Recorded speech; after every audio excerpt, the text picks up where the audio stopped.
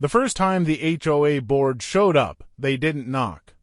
They arrived in a cluster-pressed shirts, polished smiles, and that particular confidence that only comes from managing other people's property. I was in my driveway, reviewing the final sealant layer on my flood wall when I heard one of them clear his throat dramatically. "That's it," he asked. I turned calmly. "Afternoon." They walked the length of the structure like critics inspecting discount art.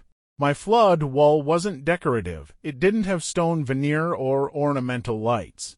It was reinforced concrete, steel rebar lattice inside, sloped base, and pressure-release channels designed to redirect runoff into a retention trench I'd legally installed on my land. One of them tapped the concrete. "You really think this little thing can stop valley runoff?"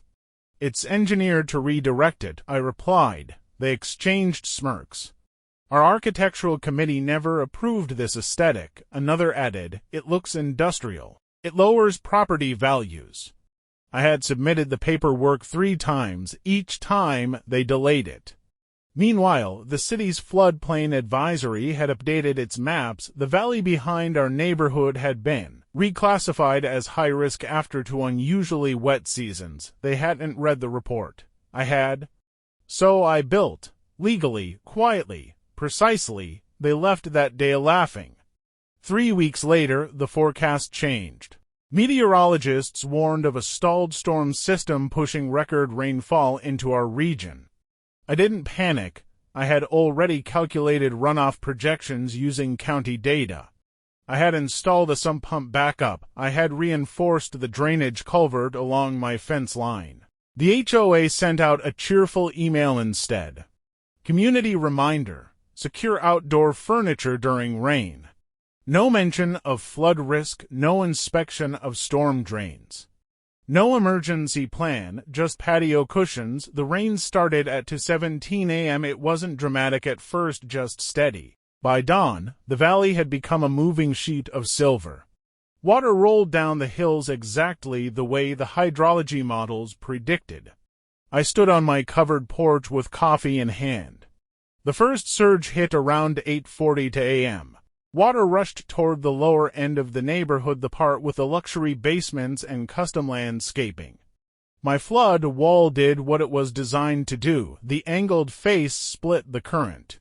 The release channels guided overflow into the trench. Pressure dispersed, calm, controlled. Then came the sound: car alarms, shouting, sirens. The HOA president's house was downhill.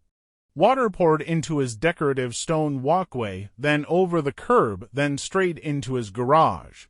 Within minutes, lawns became ponds, mulch floated. Patio furniture drifted like abandoned rafts. They tried sandbags, but sandbags are reactive. Engineering is proactive. One board member pounded on my gate around 9:15 a.m., rain plastering his hair to his forehead.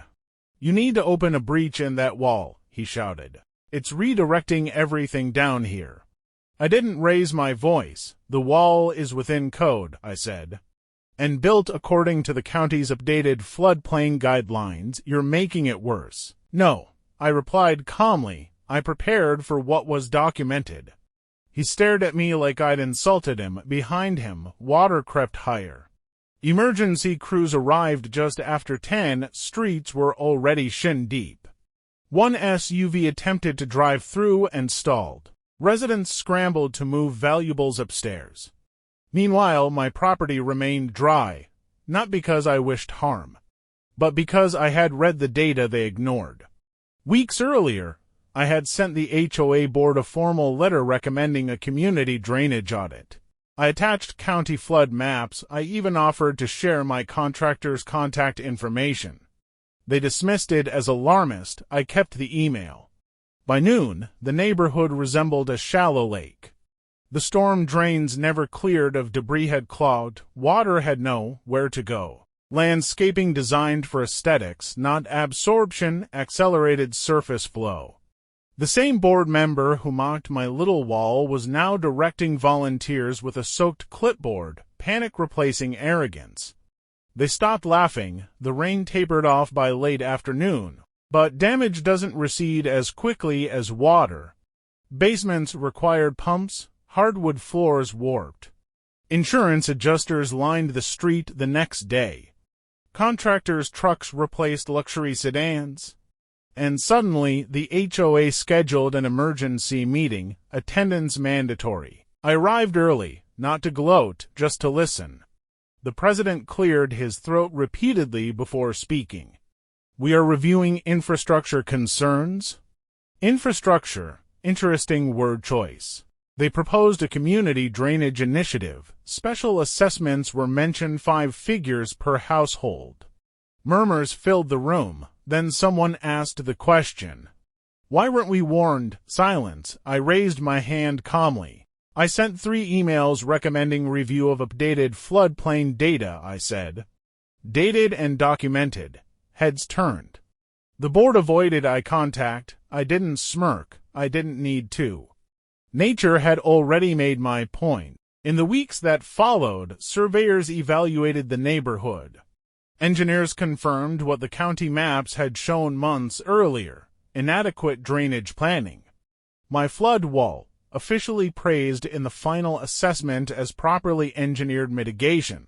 The HOA couldn't fine me. They couldn't demand removal. They couldn't claim aesthetic violations. They could only pay. One evening, as repairs continued down the street, the same board member who once laughed at my wall walked past my property. He paused, studied the structure. No jokes this time. Who designed it? He asked quietly. I did, I replied. He nodded slowly. Water had erased the arrogance. Revenge doesn't always require confrontation. Sometimes it requires preparation. While they focused on appearances, I focused on data. While they enforced uniform mailbox colors, I studied topography. While they mocked reinforced concrete, I reinforced my position. When the storm came, I didn't celebrate. I observed, calmly, because malicious compliance isn't about destruction. It's about following every rule so precisely that when others ignore reality, consequences arrive exactly as predicted. They called my flood wall a joke. Now it stands as the only untouched structure on the block. And every time it rains, they look at it differently.